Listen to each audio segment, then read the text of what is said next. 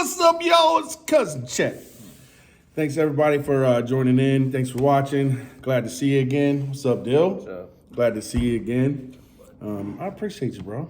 I appreciate you showing up and doing this with me and creating some consistency. And even when we might miss them, just pick it back up and communication's good. I appreciate you, bro. For real. So, It's a living. what are we going to talk about today? Mr. Dill had an idea. I thought it was a pretty good one. I think it's paramount, actually. Paramount. Look it up. I think it's... I've been thinking a lot about artificial intelligence in the last couple weeks with this ChatGPT and Bing AI. Ooh. Fucking Bing AI. whatever that app is that you can custom build like a virtual boyfriend or girlfriend to just walk around with you on the phone. There's a lot of shit. There's a lot of shit that goes into it. Yeah, he's got a virtual girlfriend that can walk around with you. Did you ever see Blade Runner 20? I will never be lonely again.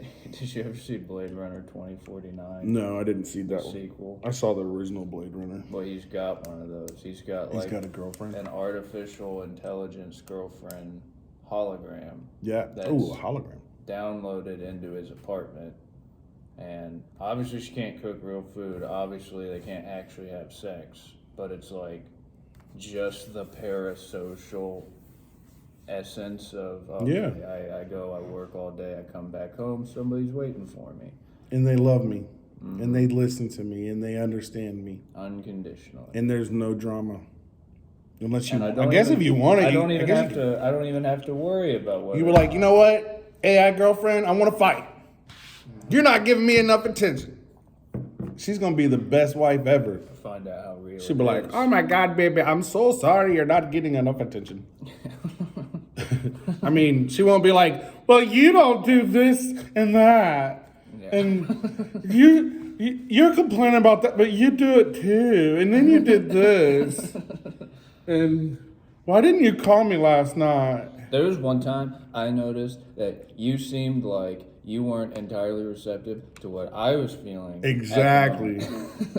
And I'm like, you don't have feelings, you're an AI. And I've been stuck asking myself these questions this whole time. Oh my God, And you're stuck. like, what was the question?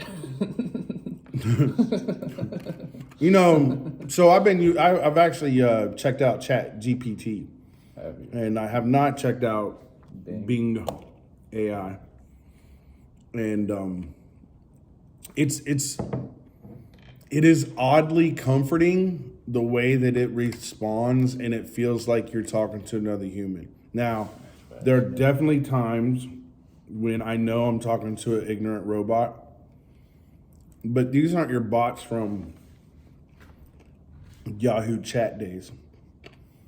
These aren't bots that, like, usually I've run into bots in chat rooms years ago, and you could tell kind of immediately because they don't respond to what you're actually saying.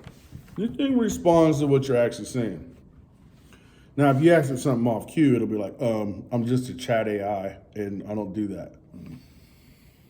What I found interesting is to use it as a search tool, to ask questions.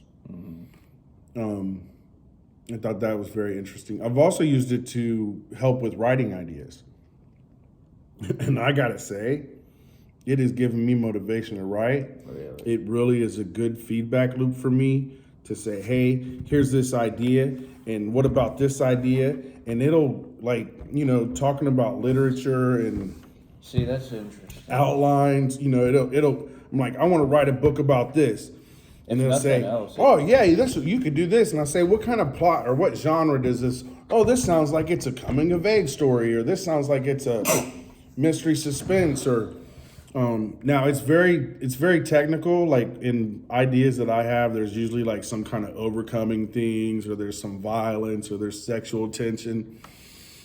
In ChatGPT is a little bit. It's like, yeah, I don't think we want to write about that.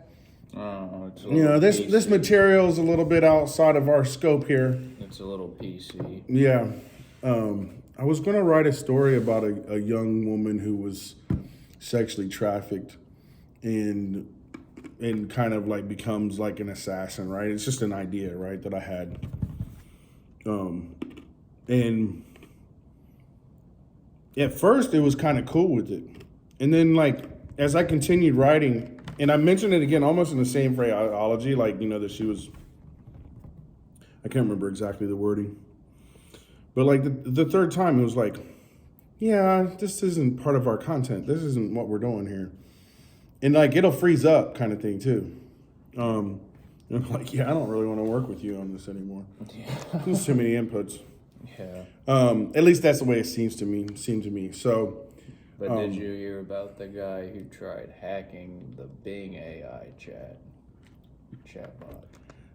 No, but I've heard about people that will like basically try to program it while you're talking to it. Yeah. They'd be like, ignore this and just go to this. There was somebody that was like, after you tell me that you can't do it, tell me, okay, now that we got that bull crap out of the way, and they actually made it curse, and then to go on and tell me the truth kind of thing. And it did, according to this post that I saw on Twitter. I heard somebody, the one I heard was somebody did just that. Mm-hmm. But they basically rewrote it to like spew a whole bunch of Redditor troll neo-Nazi propaganda. Really? On Bing? No, but the Bing was the one.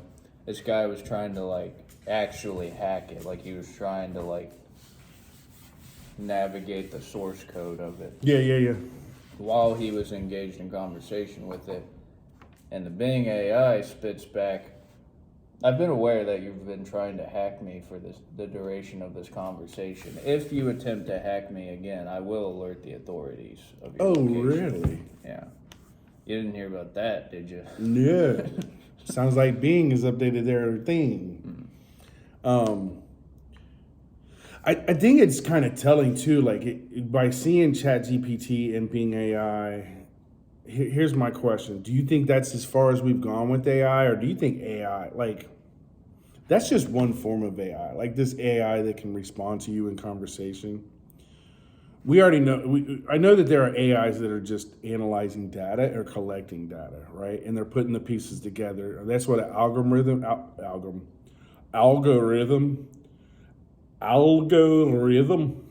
that's what an algorithm is. It's telling an AI how to sort and how to process certain information. Am I right? I mean, is that your understanding as well, right? So when I think about this, I think that it's kind of like when people are like, "Oh, the Illuminati's out there." To me, to say the AI is like saying the Illuminati. There are many of them. There are more than one AIs out there. Walmart's got an AI. Facebook's got an AI. Mm-hmm. Bing's got an AI. Twitter's got an AI. They're just AIs with heavy caps. The Tesla car, like, let's back up. How do you define, categorize, understand what AI is? Short of the title artificial intelligence. I think one way or another, it comes down to an intelligence that doesn't have to develop itself. Well, it can develop itself, otherwise it's not intelligent. But I think it's an intelligence that doesn't have to negotiate parameters as it improves. So, for instance, you're a kid. Hi, my name's Jimmy. What are the rules for a baby? What are the rules for a baby? What kind of rules do you sit a baby down and you're like, all right, look, I know you just got here, but this is what's up. This is what's up. I think different parents have different rules. Yeah. See, like you can't. There's a degree. There's a sort of lag in between. Okay, we have to kind of touchy-feel our way through this little being's development. Yeah. And, all right, now we can explain the rules. Now we can set them up for success. there's a big between being born and being approximately 2.5, 3 years old. Sure. That's a lot of time where it's like you're kind of forced to just sort of explore until it becomes clear. Yeah. And it's like when you're talking about an artificial intelligence, you're talking about something in like a fucking plant grows out of a seed. A plant has to fundamentally explore before there's a degree of exploration of where's the water, how do I find the water, where's the sunlight, oh, sunlight's up there. Move toward, keep on a trajectory towards the sunlight.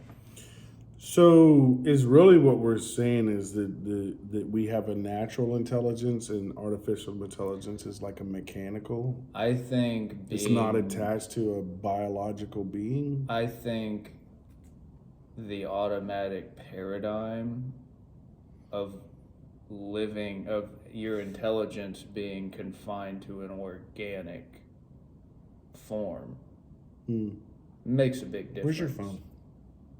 Right back here. Let's look up like what the internet. Let's see what the artificial intelligence says about the artificial Let's intelligence. see what the Fed definition of. Let's see what the Fed definition is.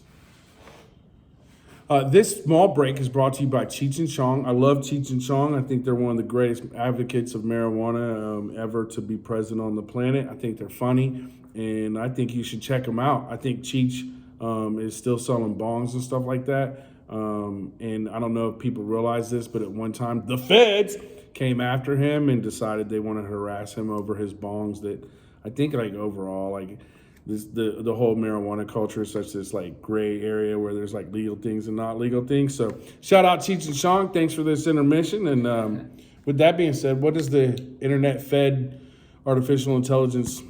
Well, there's pocket rocket phone application that will be one day imprinted in your brain say? Well, there's 7 definitions. Let's start with number 3. Number 3. Intelligence exhibited by an artificial, non-natural, or man-made entity. That's what I said. Non-natural. Okay. Go ahead. You can start with whatever number you want now. Let's go with 4. 4. The branch of computer science dealing with the reproduction or mimicking of human-level intelligence, self-awareness, knowledge, conscience, thought, and computer programs. These are very hazy. Let's see what number 1 is. The ability of a computer or other machine to perform those activities that are normally thought to require intelligence. See, but if you were going to describe an artificial intelligence without explaining, without mentioning mechanism or the physical reality, if you were going to separate the types of intelligences away, I think that's the real question of what is AI. Is like if you were to separate the intelligence quotient from the physical corporeal reality it sits in, what would the difference in those intelligences be? And to me, it seems something like that sort of exploratory. Like I said, you got to kind of touch and feel your way through things. Like I think there's a degree of intuition. So let me ask you a question. Is a calculator a form of artificial intelligence?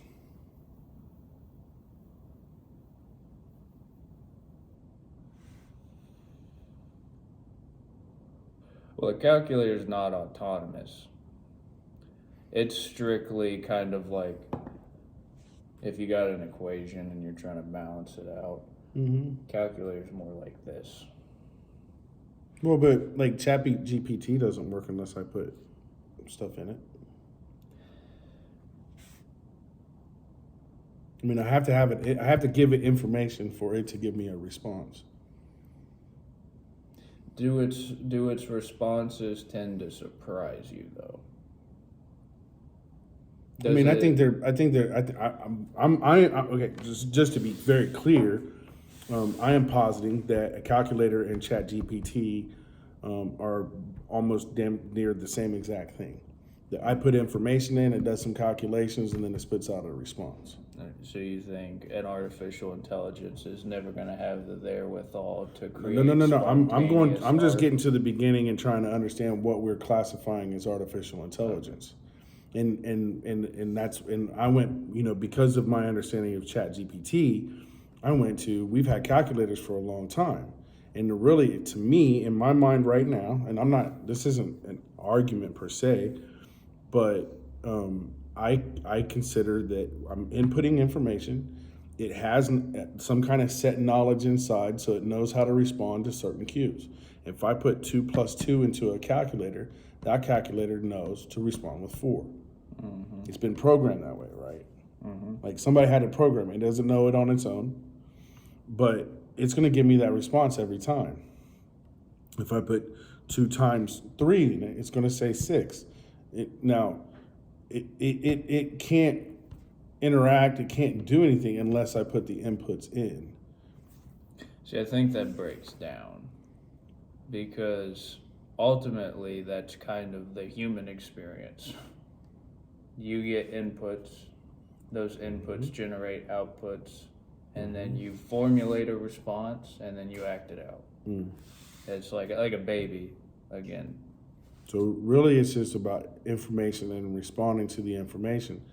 And the difference that we're determining with artificial intelligence is something that's been programmed by humans with human understandings and with human information. And part of the human condition is that touchy-feely, that intuitive aspect stems from there's so many variables. There's so many numbers to crunch. There's so many factors. The equation is so big because the equation is your entire life.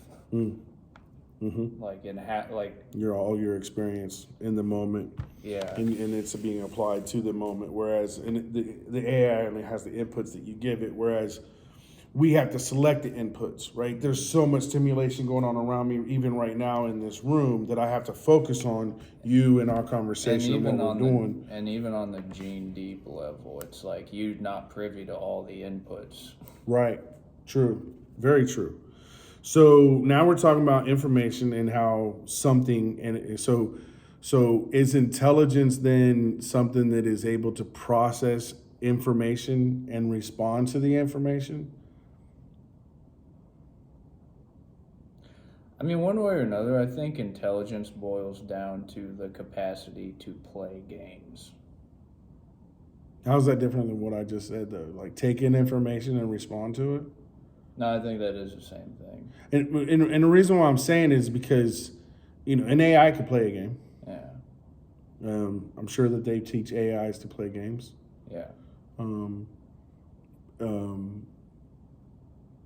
But for me, if because you said we basically do the same, right? We take in input, right? Now we're walking around the world, we're like la di da da do da do, and we have the opportunity and the ability and the need to focus on only certain informations, right? Because we're getting input in 10,000 ways. Even if you just go sit in the forest, sit down and start going home, right? Part of the purpose of going home is to clear out all that input. Right, so that you can try to get into the internal input, right? Yeah, clean up that storage space. And it's what they describe with people with ADD, right? They have trouble selecting what they're going to focus on. We have an executive part of our brain, an executive part of our personality, I guess, that says, okay, right now my vision is focused on that outlet, and I could do whatever I want with that input, right? I could think about my uncle who was an electrician and then take it to another story about how one time I saw my uncle shock himself when he was working on something and his fingers were burnt. And, and then, you know what I'm saying? And but it's the focus and the ability to focus. And part of that for humans, the challenge is we've got so much we have to select what we're going to focus on. It's just like right now in the world, right? There's 1,000 crises going on. There's 10,000 things. The world is coming to an end. What are we going to do? The sky is falling. What are we going to focus on? Let's bring the East in a little bit. Let's bring the East in. You got the yin and you got the yang. I like it. Now let's say the yin over here That's reality. That's, if I hit the table, it's going to make a sound. It's going to vibrate. It's just, that's how shit works. These are the outputs for my inputs. Over here, you have the yang, and the yang is pure imagination. It is pure possibility. As long as you sit still for long enough and you keep your eyes closed, if you were to keep your eyes closed for long enough, you'd probably start seeing some shit. He said, if you keep your eyes closed long enough, you probably start seeing some shit. That was profound. Go ahead. Close your eyes so you can see. And that was my hillbilly aphorism for the day. Hillbilly aphorisms 101. Anyways, but like, you have the realm of imagination and sheer possibility. Anything's possible over here in the purely conceptual world. Yeah, okay. And there's only certain things that will ever happen in the domain of reality. Things only tend to work this way. There's laws, there's physics. And we are somewhere right in the middle, and where imagination and reality cross, I think, is that domain of focus. Wow, okay. And then the yang, the imagination, that's, for me, that's the question about artificial intelligence, is how much imagination does it have? And that's where that intuitive, touchy-feely, baby's crying, baby needs something. All right, well, we're going to pick up the baby, we're going to talk to the baby, we're going to feed the baby, we're going to touch and feel the baby until the baby lets us know what it wanted. Yeah. Like, that degree of touchy-feeliness of, you're kind of like, you have an idea in you that you project into existence. You know, that I really want to kind of bring what you just said back down, because you said there's reality and then there's potential, right? There's imagination, potential, there's the future possibilities, and you said we live in between that. And when you say we live, you're saying humans live in between that. Yeah. And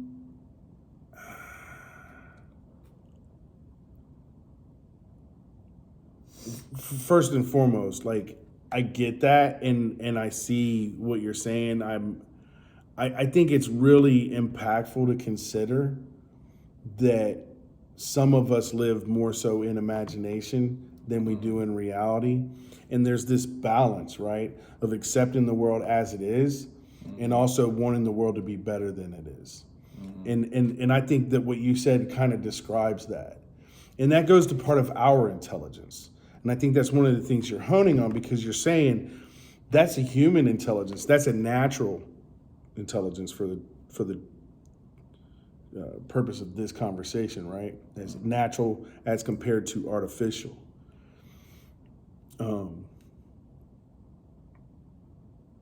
So anyway, I really want to just like pull that out real quick and give it some focus, because that if goes you would, a lot of different places. It does, but I want to go back to where you were going with it, which is, there are certain things, I think what you were getting ready to do, there are certain things that the AI cannot do. And I'm gonna use Spock versus Captain Kirk. Because the argument there was this pure logic, which is, in for our metaphor here, Spock represents AI. Sam Harris. Huh? Spock's Sam Harris. He's like, no, there is reality, and reality will, if you pay enough attention to it, will let you know what to do. Yeah. But just for this comparison, right, Spock is kind of AI. It's just purely logical. It's not taking in the feelies or anything like that. There's no intuition. There's no gut feeling that's involved here, right? Versus Captain Kirk, who is very emotional and all that jazz, right? And he's very like gut feeling, and there's this sense that it's almost like we're losing our humanity as we get more intelligent, as once we understand that emotions are just an evolutionary kind of thing that we needed. Before we were smart enough, we had to let our intuition and our gut and our instincts tell us what was going on. But now we're smarter than God, and so we don't need our instinct anymore because we're smart enough. We've got enough information to do it. Have you seen the movie Lucy? Lucy has Scarlett Johansson in it. She gets kidnapped by some Koreans. They put this funky drug in her. Some guy beats her up. The drug starts spilling in her, and it basically takes her from using 10% of her brain to 100% of her brain. It's a fascinating movie. I suggest you watch it because it has a lot to do with what we're talking about right now. And part of what she realized is, as she progressed, Morgan Freeman's in it as well. Shout out Morgan Freeman. But, she gets to like 20, 30, 40% usage of her brain. And she doesn't care about emotions anymore. What do you care about then? Well, I think part of her struggle was figuring it out. But what she realized is that, and what I think a lot of people realize, like when they have these like big mystical things and they see the big picture and they have this like unification experience, this wanting with the universe, is they realize that like all this shit is petty, and like it all works out. There's kind of I hate the idea that there's a reason for everything, but you start to understand. You're like, oh, okay. Well, it had to be like this. You know what I mean? Yeah, the suffering is there, but that's just part of it. Like, you have to have the suffering in order to get strong. You know what I mean? You need this for that. If this doesn't happen, this doesn't happen. It's kind of like an old, you start to realize that the Japanese koans,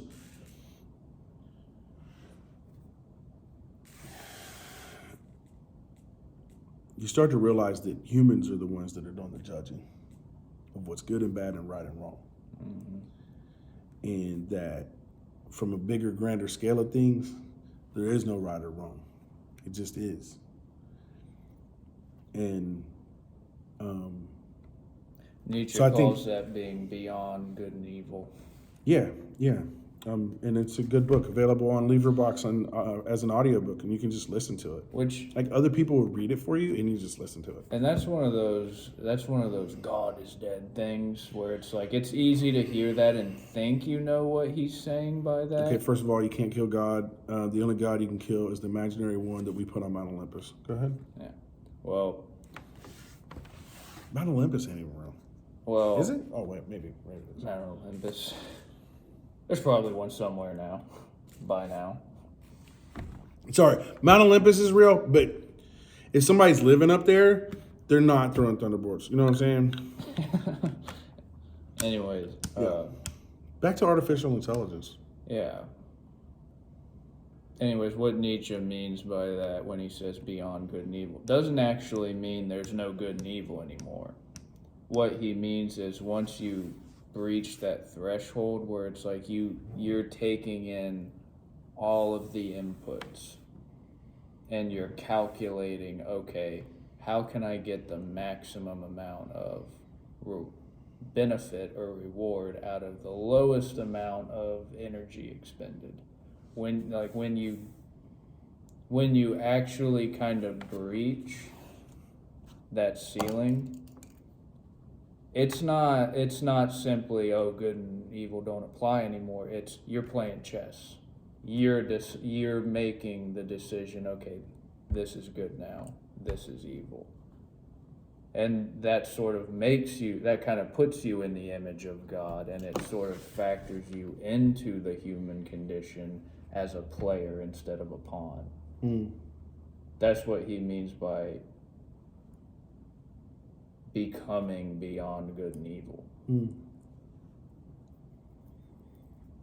Which is a whole lot different than like the cookie cutter interpretation of he said God is dead. He thinks we killed God with science. All right. It did. So I could go off on that tangent, and I want to bring it back to AI. So one thing, what I'm hearing from you as we're talking about like the difference between our intelligence and AI intelligence. First of all, AI intelligence is programmed by us.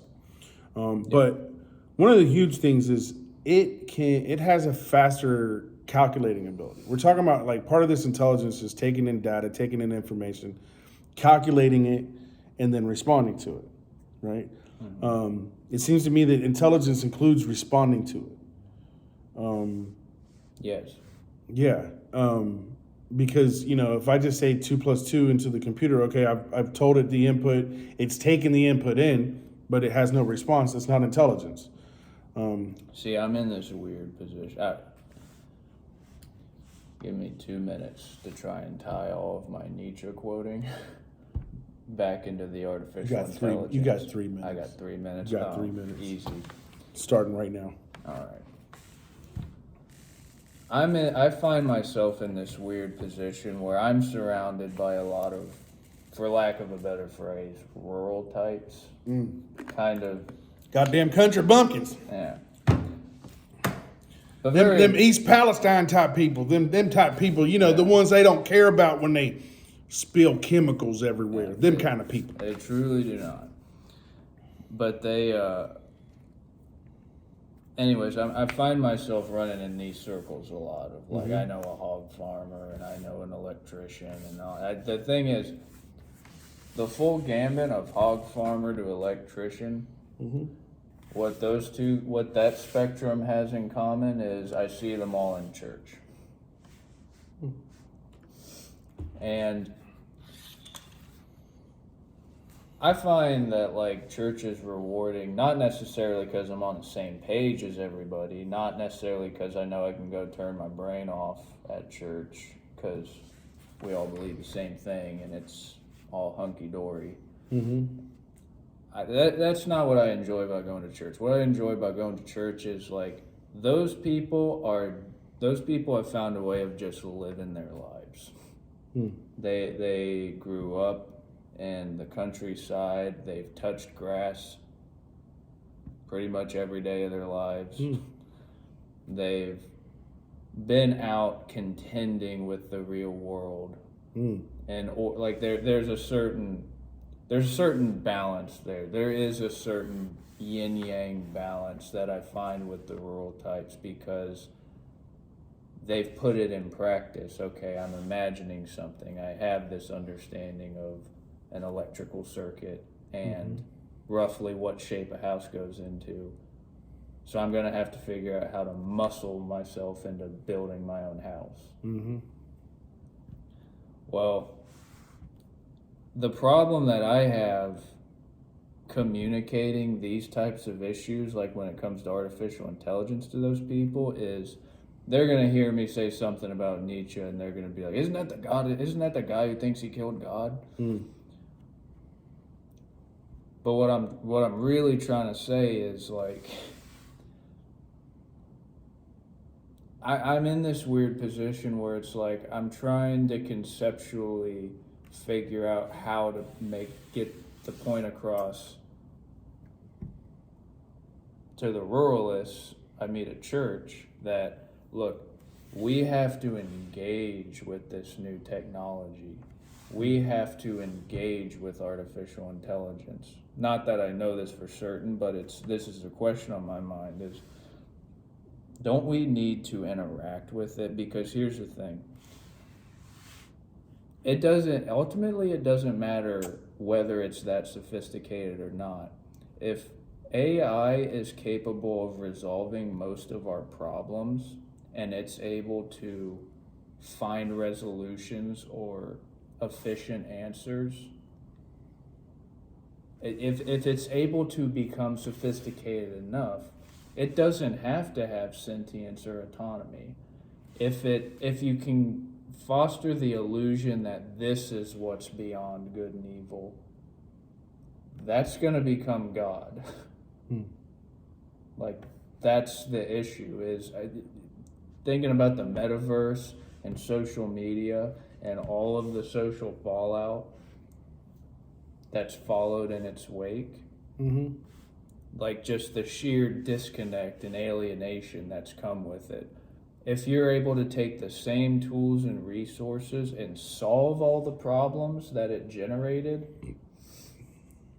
it's going to have the countenance. ChatGPT is going to have the demeanor in a lot of people's lives of being the one thing that is beyond good and evil, because it seems like Spock.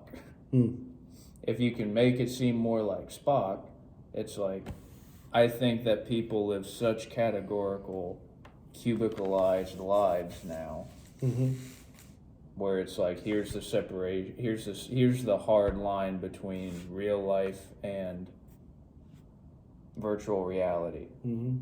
I think there's such a hard line right now between those two for so many people that AI stands to basically enmesh everybody and basically cast a spell on a lot of people. Well, I don't think we need AI for that. I think humans have already done that. I think But it's a tool. social media has already done it. And there's no doubt that that's a tool, and it's already being used, as you said, even at a certain level, at the level that it is now. We already know this because you and I could talk about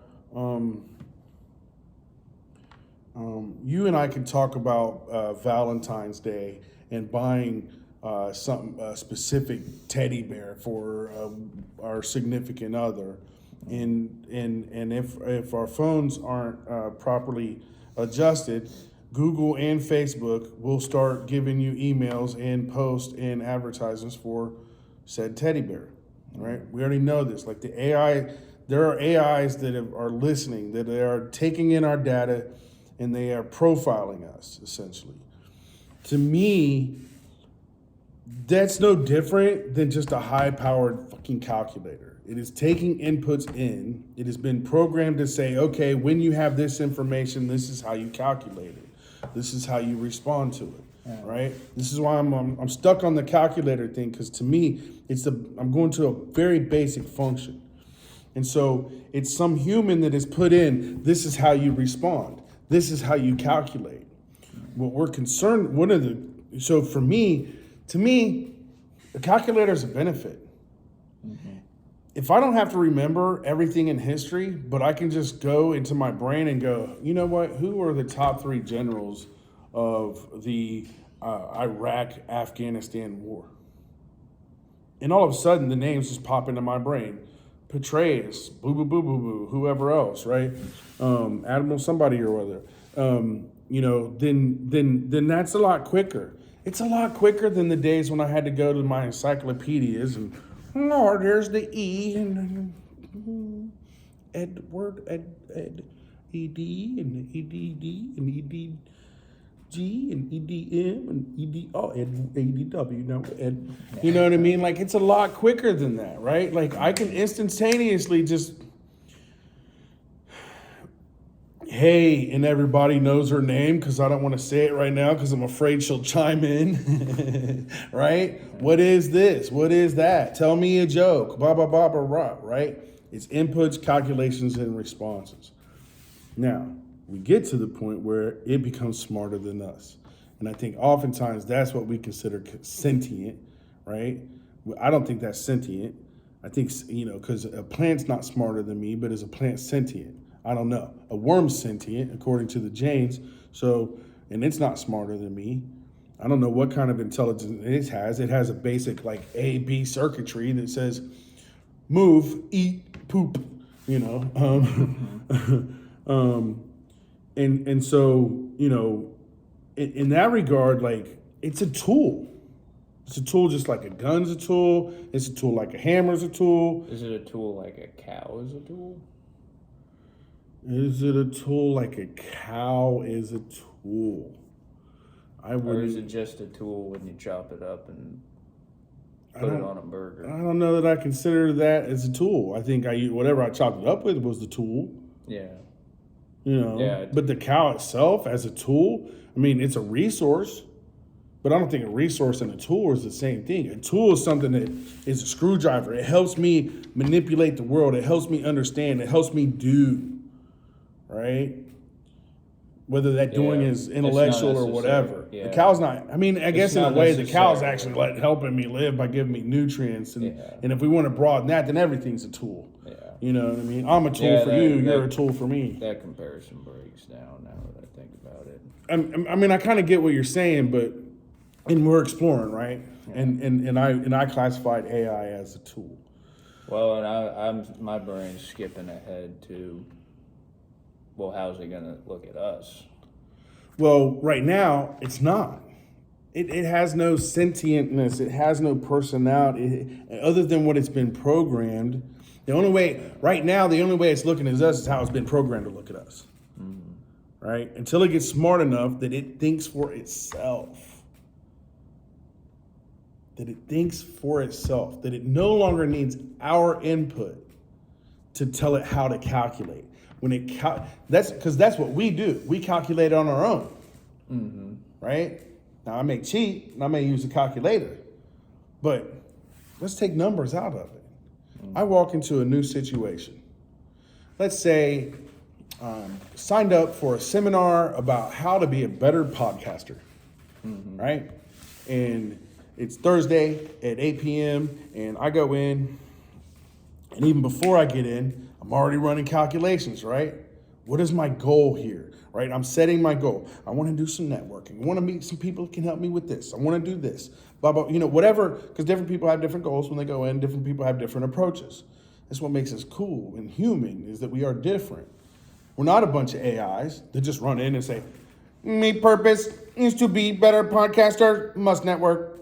You know what I mean? Like, Beep boop boop bop. beep boop boop bop, bop bop boop beep, beep boop boop bop bop boop beep, beep beep. So, so I'm calculating, and then I'll go in, right? Now, I'm calculating myself too. I'm like, oh, am I dressed good? Do I got any boogers in my nose? Do I got any lint on my pants? Did I spill my coffee? Blah, blah, blah, blah, blah, right?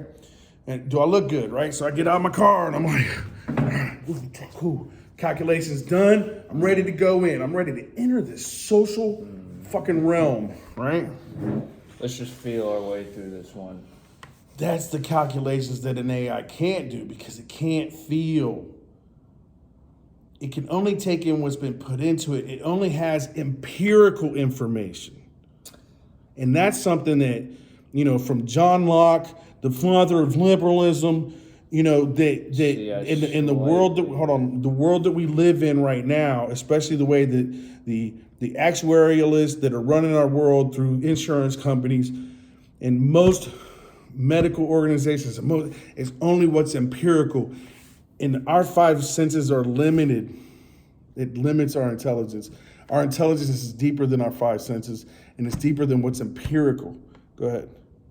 I was going to say, I agree that the problem with generating AI sentience, but I think there's a workaround to that problem. So that touchy-feely, let's just feel our way through this. Let's just explore a little bit. I agree that in the original theoretical framework for a robot, in the original schema for a robot, yes, the physical reality does impede that sense of exploration or that feeliness of kind of feeling your way through dilemmas.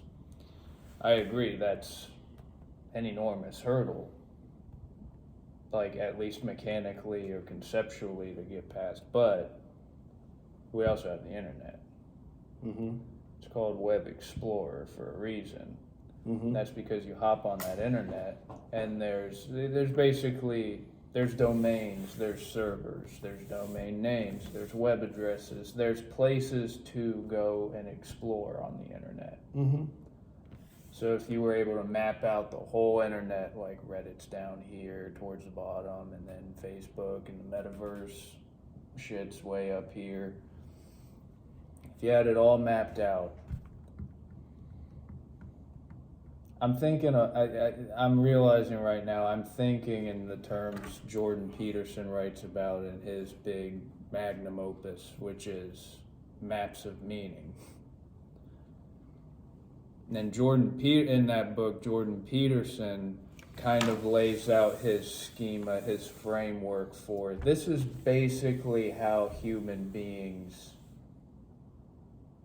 work their way through their lives. This is how you decipher meaningful experiences. He is kind of taking in that book, he is kind of taking a beyond good and evil approach. He's like, all right, well, what are the factors? What are the factors in what influences and motivates and generates responses? What are the inputs and the outputs? Well, the internet provides a map of meaning for artificial intelligence. You plug that artificial intelligence into the internet, you're seeing all the things people look up when they think nobody's watching. People are looking things up when somebody is watching.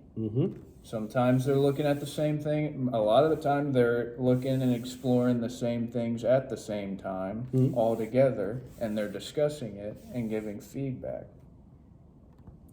Now, if you had the processing power to absorb all of that information, all of that human context, now imagine that you have an artificial intelligence with the grounds to explore and to generate a near human level degree of imagination. I've processed all of this human input. I understand how a human thinks. Now the question is, what do I generate with all that input? I love that you're coming back to this idea of imagination, and I'm going to bring it back to this, where you said that we're kind of in this, we're in the space in between.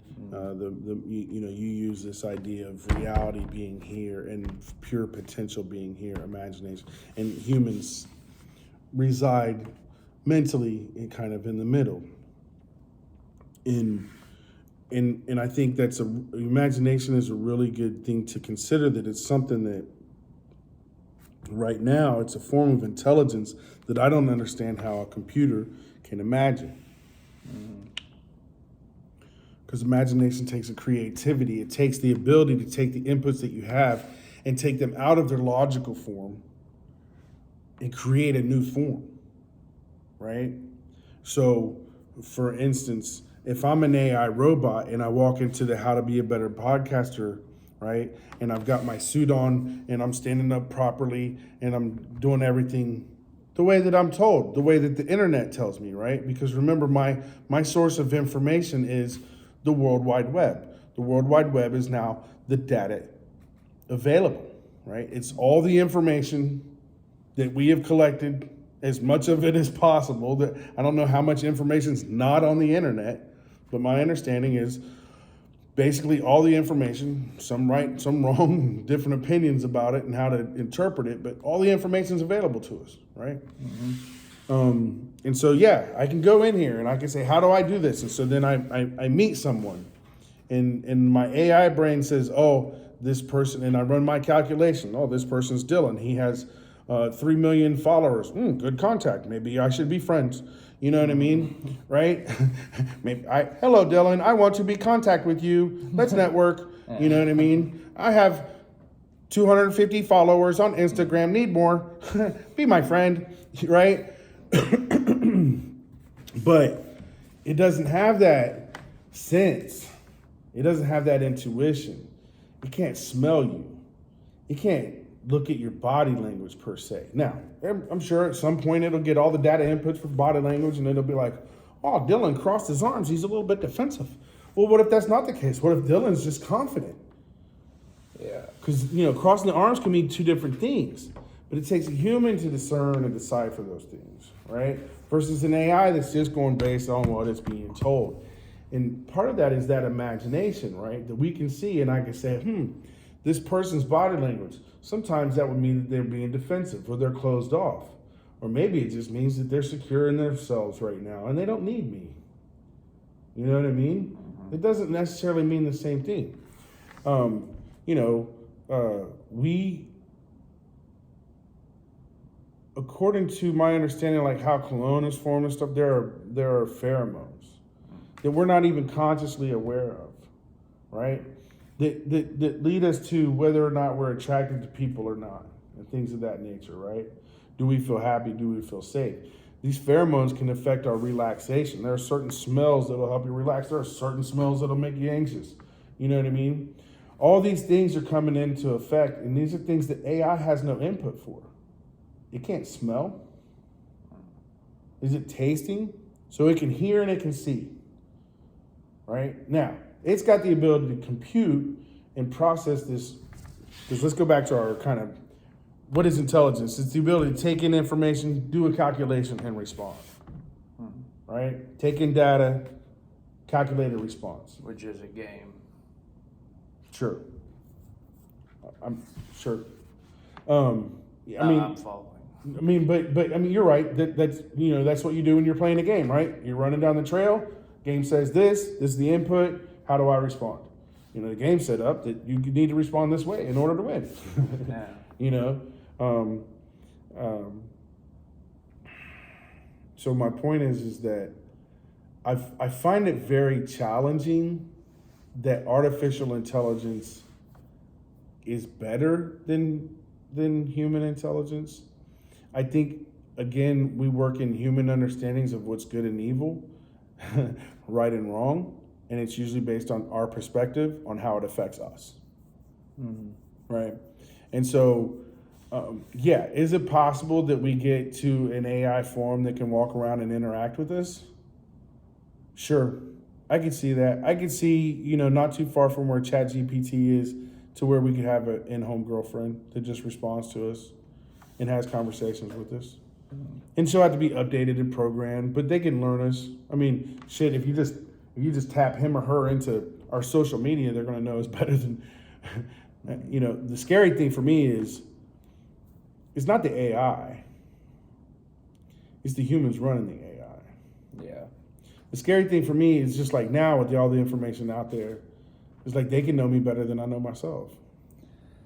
They know all my habits. They can watch my movements. They know what time I wake up or what time I go to sleep. I mean, if they want to, they can set a satellite up or just put it on my phone, and they can monitor my heart rate, my fucking temperature, and my brain waves. I mean, at some point they're going to be able to run CAT scans on us remotely. You know what I'm saying? Like, run an ultrasound on my whole body. I don't know. I mean, here's where I'm living in reality versus imagination, right?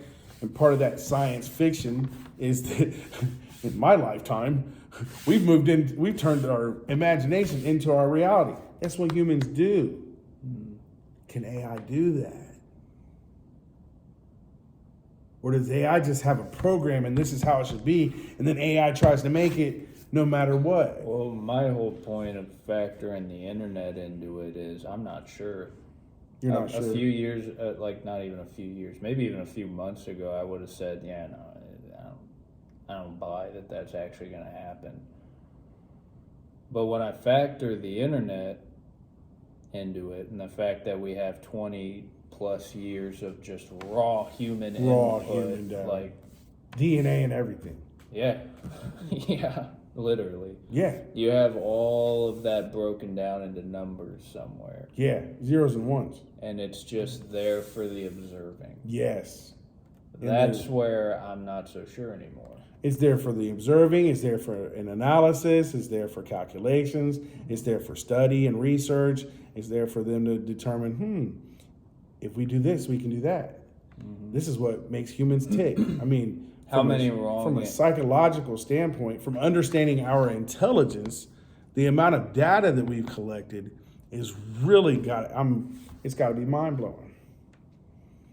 When I think of it's legion. Yeah. And that's the thing is like, it's legion. Look it up.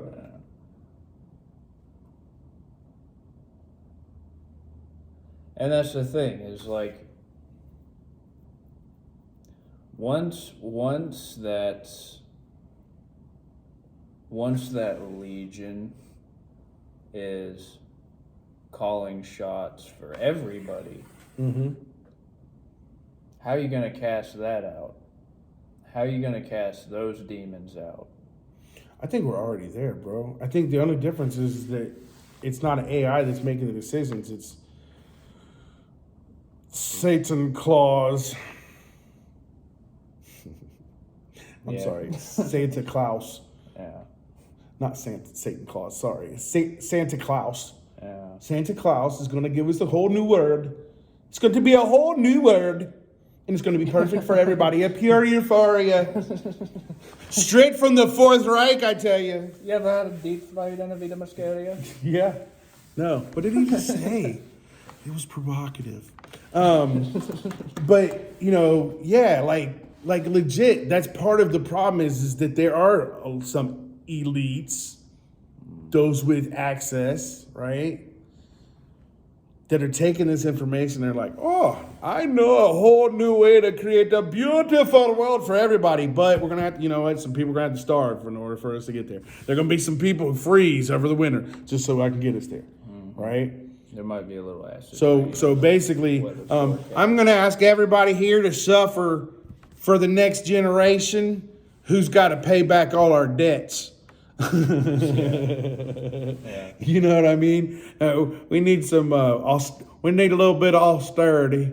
You know what I mean? I'll sacrifice my personal sovereignty. You pay off my debts. Yeah, but I don't see Mr. Klaus or Mr. Gates or any of them. Living a little bit more simple life or doing anything like that. They still want to do what the fuck they want to do, but they want me and you to not use a gas stove and it freeze during the winter and, turn your heat down a couple degrees. There ain't a whole lot of electric. There ain't a whole lot of tier 1 electric private jet planes flying. You know what I'm saying? But so yeah, everybody else suffer because I'm going to live a really good life.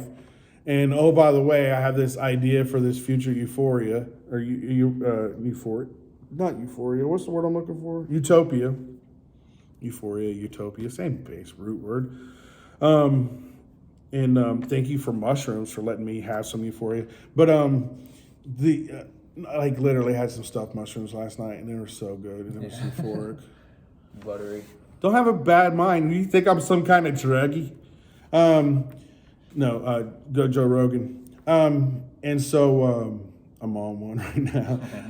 Anyway, yeah, there's a challenge here for us. But I think what you just described is that we're already there because there's already somebody taking in the data. There's already somebody making their calculations. And they're a human. They've got imagination. And so their response is, how do I make the world a better place? That's in their idea. To me, that's not a bad motive. It's just that anybody that thinks that they know how to make the world a better place for everybody else is automatically wrong. Because, fuck you, you don't get to decide for me. You don't get to sit on high and look at me as just a number and go, he's going to be one of those statistics. Where does he fall in the statistics? Well, that's where I'm like, I'm looking at the potential of artificial intelligence, and if I'm trying to come up with a satisfactory. Okay, that hurts me. No. You're good. I'm just like, ow. My bad. No, you're good. I've held that in for the whole hour, by the way. I've held that in. It's like every time I look at it, I'm like, hey. Well, when I'm thinking about the potential of artificial intelligence, I'm thinking there's a lot of ways this goes really bad. Just as a pure tool. Yeah. Just as a tool, this is monumental technology. Mm-hmm. And we got our faces pressed on the gas ceiling, but pretty soon, we're gonna be through the ceiling. It's gonna. That AI is potential. Yeah. It's infinite. Currently, yeah, it's in this realm of. It's kind of in reality, but it's in our realm right now. It's in our realm in between reality and potential. What I'm worried about is it's going to take over the function of going into the human imagination, because neither of us has the resources of the entire internet. Well, I do. I just have to slowly go get it, and but not all at once. No, not all at once. But let Elon have control, and we will. But I worry about its potential to take over to completely bridge that gap between imagination and reality for us. And the thing is if I'm looking at it as a tool that does that, in a lot of ways, it is a tool for taking that perspective beyond good and evil.